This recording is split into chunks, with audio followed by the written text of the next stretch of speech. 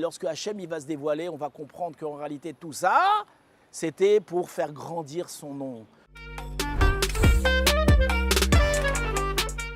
Dans Parashat Vaïgash, il y a un message extraordinaire. On voit que les frères, dans la paracha précédente, vont arriver en Égypte. Yosef va les traiter d'espions. Il va se comporter avec eux avec une très grande cruauté.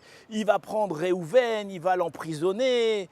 Il va obliger les frères à retourner chez eux pour ramener Binyamin. Et il va faire des choses incroyables. Il va les rendre fous, les frères. Et à la fin, quand les frères croient que ça y est, on a fini l'histoire, on va maintenant enfin quitter l'Égypte tous ensemble et on va abandonner ce fou de roi égyptien là, qui nous a fait la misère pendant des semaines et des mois. Qu'est-ce qui se passe? Ils sortent et ils se font arrêter par une patrouille de police.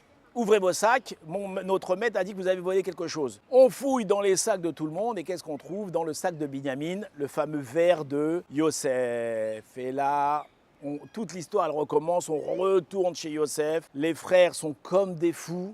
Binyamin a fait une bêtise incroyable, il a volé Yosef. Et là, ils sont complètement boule-balle de tous les côtés.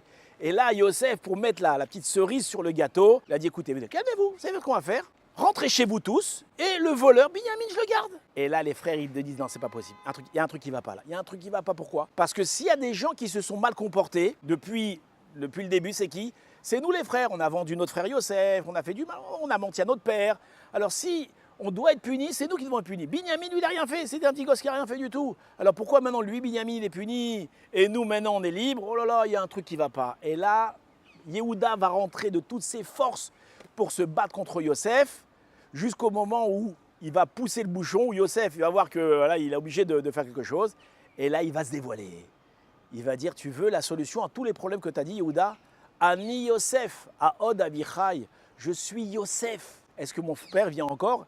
Et là, Yehuda, qu'est-ce qui va se passer? Donc, et pas Yehuda, les frères aussi, tout le monde vont voir le film à l'envers et ils vont comprendre tout ce qui s'est passé, qu'en réalité, tout ce qui arrivait, c'était qu'une mise en scène, c'était un truc incroyable. Et ce dévoilement, il va être pour eux quelque chose qui va faire volte-face sur toute la situation. Et de la même façon, nous vivons tous, d'accord, de difficiles épreuves, que ça soit au niveau personnel, que ça soit au niveau familial, que ça soit au niveau communautaire, ou que ça soit au niveau de tout le peuple juif. On vit des choses qui sont terribles et des fois on ne comprend pas pourquoi on nous fait ça. Pourquoi moi, qui ai fait autant d'efforts, qui est tzaddik, qui fait des belles choses, alors pourquoi moi j'ai ce lot qui est pas bon et l'autre au contraire il a un bon lot?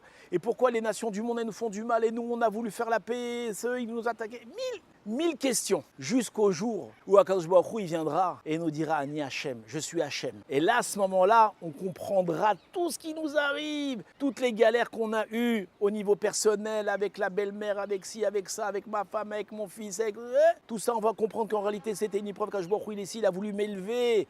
Et au niveau national aussi, lorsque Hachem il va se dévoiler, on va comprendre qu'en réalité, tout ça, c'était pour faire grandir son nom, pour montrer qu'Akadosh Baruch Hu, c'est lui le maître du monde et que c'est le Am Israël, le peuple juif, d'accord, ceux qu'il a choisis sur la terre. Shabbat Shalom.